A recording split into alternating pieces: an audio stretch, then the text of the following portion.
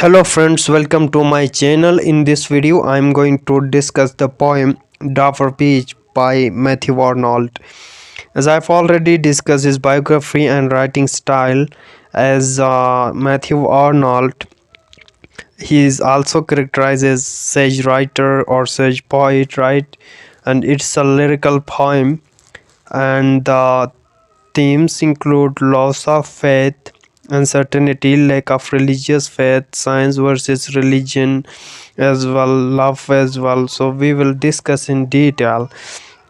And apart from that, one important thing about Matthew Arnold, right? He was a well-known critic, or also known as the father of modern English criticism, and his theory of poetry is very important. I've already discussed his theory of poetry in separate video. So he believed that poetry has a meaning, right? Its didactic purpose to give moral lessons, and for him best poetry is the criticism of life. I've discussed that things in detail. So now we are going to analyze this poem Dover Beach. So the tone of the first stanza is tranquil, right? And so the sea here, the sea is calm tonight. What is sea here? Sea may be extended metaphor for life, religion, or faith, right? So he said that the sea is calm tonight, or refers to life, religion, or faith, anything you just relate with, right? It is calm tonight, the tide is full, the moon lies far fair. So the moon tide is full, right? Full moon, and upon this strand straits are passage of water, right? The passage of water on the French coast.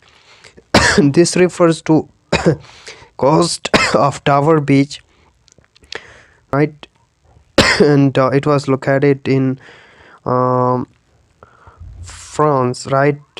And he said that the light gleams and is gone.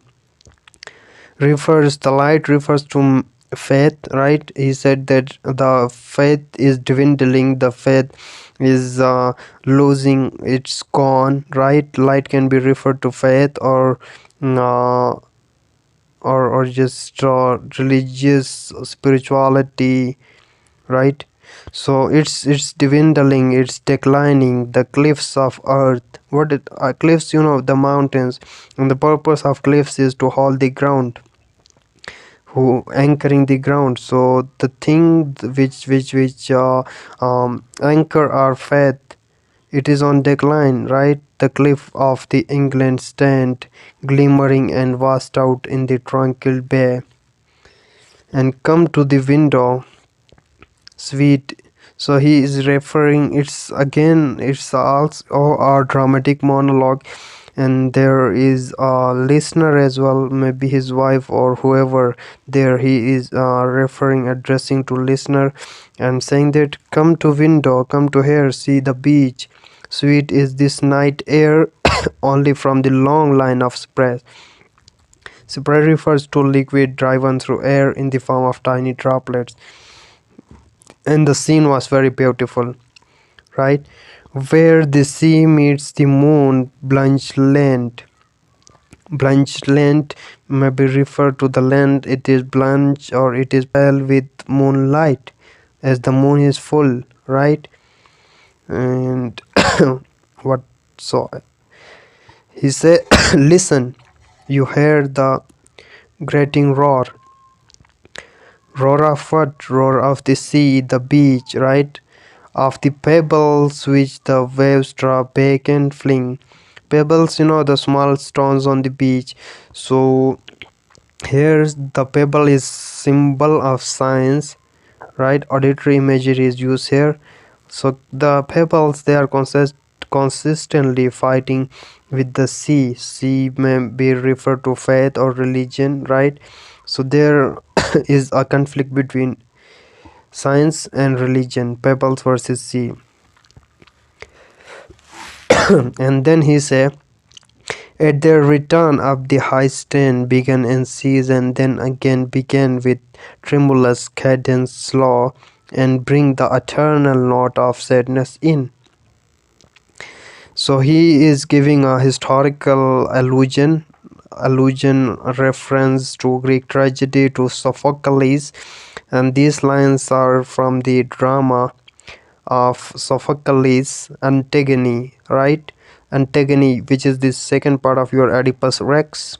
You might read about that, yeah, in your classical drama. So the eternal note of sadness in Sophocles long ago, that Sophocles write about, it's a tragedy, Antigone. These lines are taken from them, eternal note of sadness. So this is written by Sophocles a long year ago. Heard it on the Aegean Sea. Aegean, it's name of sea, right? So Sophocles might heard this sound in the Aegean Sea, and it brought into his mind the turbid ebb and flow ups and so this sound brings to his mind the tragedies of life, the up and downs of life. That's why he written those tragedies of human misery. We refer to connecting past with the present.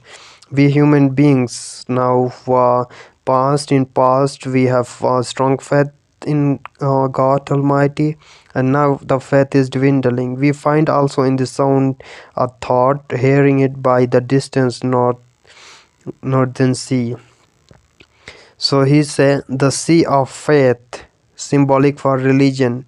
The sea of faith, which used to be very strong in the past, now it's dwindling, it's declining.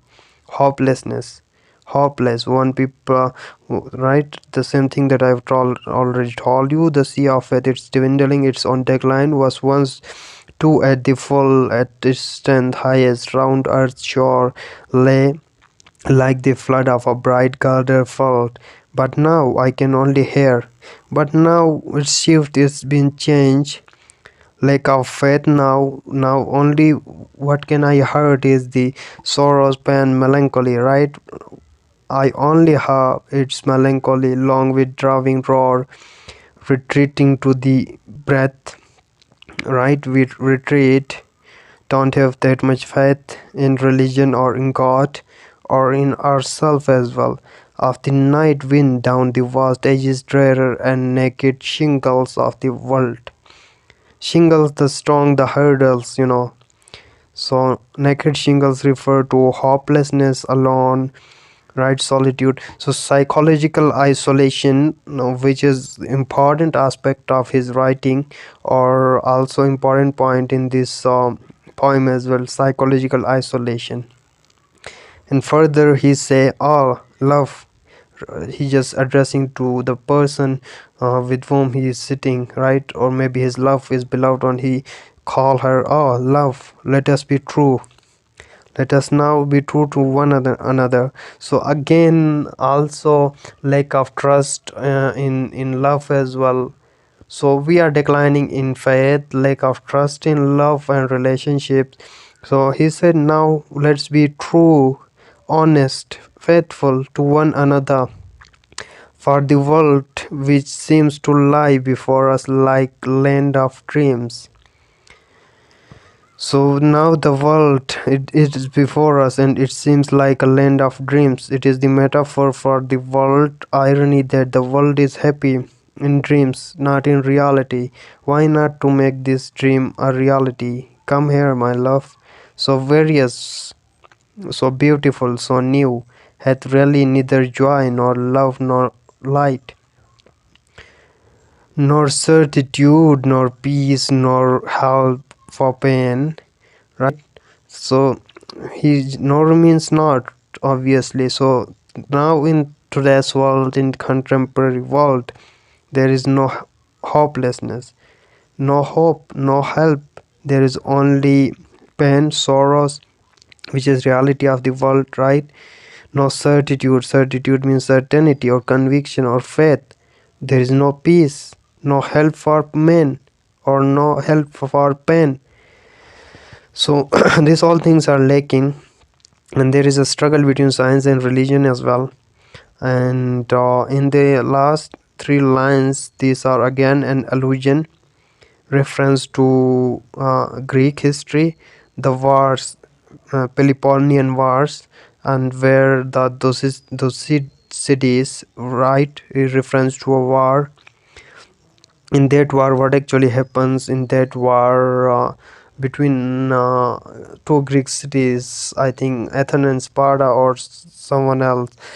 So in that war there is darkness, and it is fought in the night, and the soldiers, right, the fighters, they were unable to differentiate between enemy and their own army, so began to kill themselves, fight among themselves.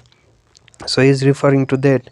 Why this happens? Due to, so now in today's world we become like that, we become the fighters of that war, like the fighters of that war who don't have faith, no direction, just fighting among ourselves.